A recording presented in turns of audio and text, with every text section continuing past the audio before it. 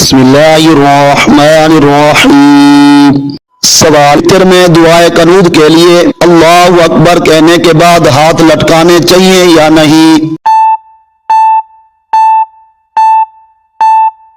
جواب، وتر میں دعائے قنوت کے لیے اللہ اکبر کہنے کے بعد ڈائریکٹ ہاتھ باندھ لینے چاہیے، لٹکانے نہیں چاہیے۔ تکبیر تحریمہ میں بھی ایسا کرنا چاہیے۔ سوال، کیا علماء کرام کی بھی ادبی بھی سلب ایمان کا سبب بن سکتی ہے؟ جواب، جی ہاں، جو واقعی عالم دین ہو اس کی توہین ایمان کو برباد کر سکتی ہے۔ عالم دین سے بلا وجہ بغض رکھنے میں بھی خوف کفر ہے۔ سوال، جب ہم امام صاحب کے پیچھے نماز پڑھتے ہیں تو وہ رکوع وغیرہ میں جاتے وقت تکبیر کہتے ہیں، کیا ہم اس تکبیر کو دہرا سکتے ہیں؟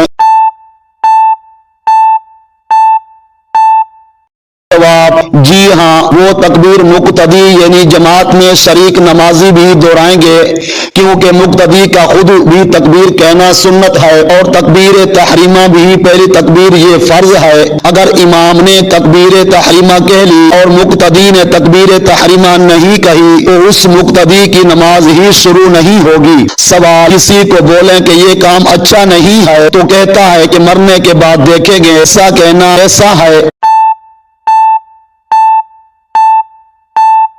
جواب، مرنے کے بعد دیکھیں گے یا مرنے کے بعد دیکھی جائے گی، یہ کہنا بہت بڑی بے باکی ہے۔ اگر کوئی کسی کو گناہ سے روک رہا ہے اور سامنے والا یہ کہتا ہے کہ مرنے کے بعد دیکھی جائے گی تو یہ خطرناک بات ہے، ایسی بات نہیں کہنی چاہیے، اس سے توبہ کرنی چاہیے۔ سوال، کھڑے ہو کر وضو کرنا کیسا ہے؟ جواب، جائز ہے، لیکن مستحب یہ ہے کہ بیٹھ کر وضو کیا جائے۔ سوال، بال کی کھال اتارنے والے ہلاک ہوئے، اس کا کیا مطلب ہے؟ جواب، سوالات کی کثرت کو شاید بال کی کھال اتارنا کہتے ہیں، جیسے سورۃ بقرہ میں گائے کا واقعہ ہے۔ اللہ پاک نے گائے ذبح کرنے کا حکم فرمایا تو لوگ خواہ مخواہ حضرت موسیٰ علیہ السلام سے سوالات کرنے لگے کہ گائے کیسی ہو، اس کا رنگ کیسا ہو وغیرہ، اور اس وجہ سے یہ لوگ بہت مشکل میں پڑ گئے۔ آخرکار ان لوگوں کو گائے اتنی مہنگی ملی کہ اس کی کھال میں سونا بھر کر دینا پڑا، حالانکہ اللہ پاک نے صرف گائے ذبح کرنے کا فرمایا تھا۔ اگر یہ لوگ سوالات نہ کرتے، کوئی بھی گائے ذبح کر لیتے تو اتنی آزمائش میں نہ پڑتے۔ سوال، اگر دوران نماز سجدہ لمبا ہو جائے تو اس سے نماز میں کوئی خرابی تو نہیں آتی؟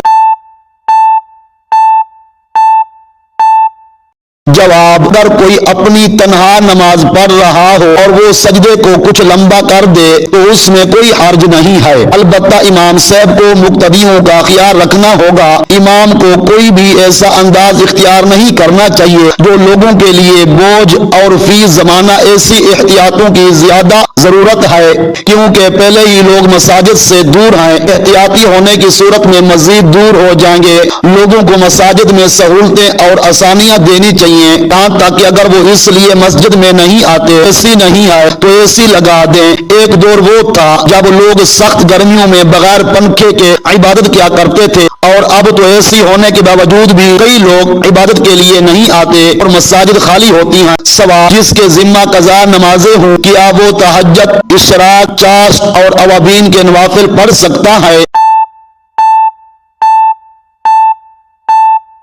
جواب، جس کے ذمہ قضا نمازیں ہوں علماء کرام نے اسے تہجد، اشراق، چاشت اور اوابین وغیرہ نمازیں پڑھنے کی اجازت دے دی ہے۔ اگر کوئی ان نمازوں کی جگہ قضا نمازیں پڑھنا چاہے تو بھی اسے اجازت ہے۔ اگر کوئی یہ نمازیں نہیں پڑھتا وہ گناہگار بھی نہیں ہے، لیکن ان نمازیوں کو پڑھنے کے بڑے فضائل ہیں، لہٰذا جس سے بن پڑے وہ انہیں ضرور پڑھے۔ سوال، اگر کوئی مرید گناہ کرتا ہے یا پیر صاحب ناراض ہو جاتے ہیں اور ان کا فیضان کم ہو جاتا ہے،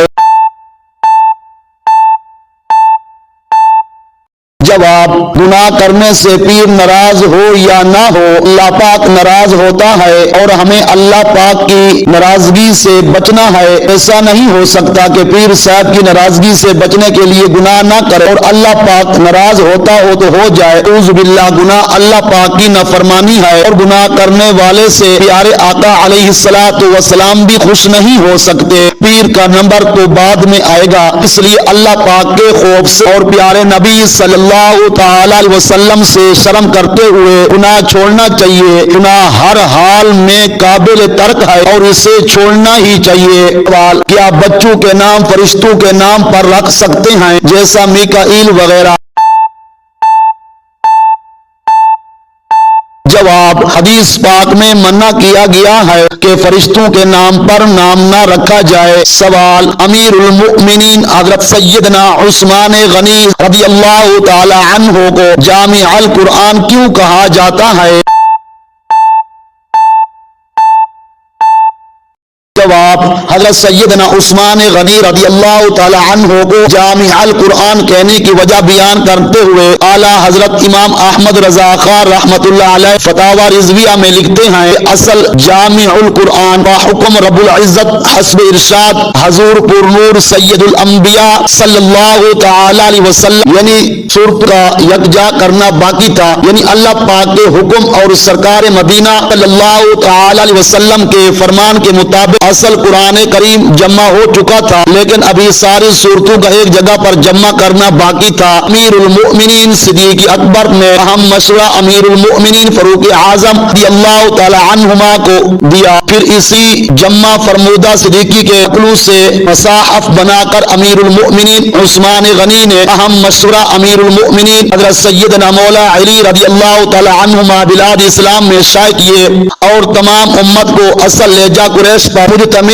جمع ہونے کی ہدایت فرمائی کہ وہ قریشی لہجے میں قرآن کریم کی تلاوت کریں۔ اس وجہ سے وہ جناب یعنی حضرت عثمان غنی رضی اللہ تعالی عنہ جامع القرآن کہلائے، ورنہ حقیقتاً جامع القرآن رب العزت تعالی شانہ ہے۔ سوال: کسی کے پاس اتنے پیسے آ گئے کہ حج فرض ہو گیا اور اس کی بچی بھی جوان ہے، اب وہ بچی کی شادی کرے یا اس کے لیے حج کرنا لازم ہے؟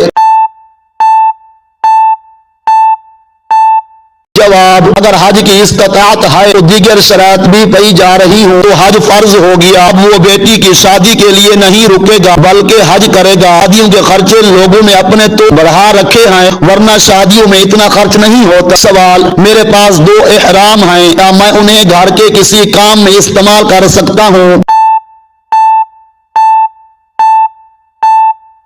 وہ احرام آپ کی ملکیت ہیں، لہذا جس کام میں چاہیں استعمال کیجئے، لیکن یاد رہے ان احرام کو مکے مدینے کی ہواؤں نے چوما ہوگا، لہذا ان سے فرش پر پوچھا لگانا، کھڑکیوں وغیرہ کو دھول مٹی جھاڑنا مناسب نہیں۔ مشورہ ہے کہ ان سے ایسا کام لیں جو بے ادبی نہ کہلائے۔ سوال: کیا فجر کی اذان کے بعد تہجد ادا کر سکتے ہیں؟ جواب: اگر فجر کا وقت ہو چکا ہے تو تہجد نہیں پڑھ سکتے، چاہے اذان ہوئی ہو یا نہ ہوئی ہو، اگر پڑھی بھی تو سنت فجر کے قائم مقام ہو جائے گی۔ یاد رکھیے رات کے نوافل کا وقت صبح صادق سے پہلے تک آئے، اس کے بعد طلوع آفتاب تک سوائے سنت فجر کے کوئی نوافل نہیں پڑھ سکتے۔ طلوع آفتاب کے 20 منٹ بعد نوافل پڑھ سکتے ہیں۔ 2 رکعت نفل پر یہ گمان تھا کہ فجر طلوع نہ ہوئی ہو، بعد کو معلوم ہوا طلوع ہو چکی تھی، یہ رکعتیں سنت فجر قائم مقام ہو جائیں گی۔ سوال: شوہر نے اپنی بیوی کو تحفہ دیا، پھر غصے میں ساری چیزیں واپس لے کر اپنی ماں یا بہن کو دے دی، بیوی یہ سوچ کر خاموش رہی جھگڑا نہ ہو، ارشاد فرمائیے کہ شوہر کا ایسا کرنا کیسا ہے؟ نیز کیا شوہر کو بیوی کی دل آزاری کا گناہ ملے گا؟ جواب: شوہر نے تحفہ دیا، بیوی نے قبول کر کے اس پر قبضہ کر لیا تو بیوی اس چیز کی مالک بن گئی، تو شوہر اس وقت واپس نہیں لے سکتا۔ یاد رہے حدیث پاک میں ہے تحفہ دے کر واپس لینے والا اس کتے کی طرح ہے، الٹی کر کے چاٹ لے۔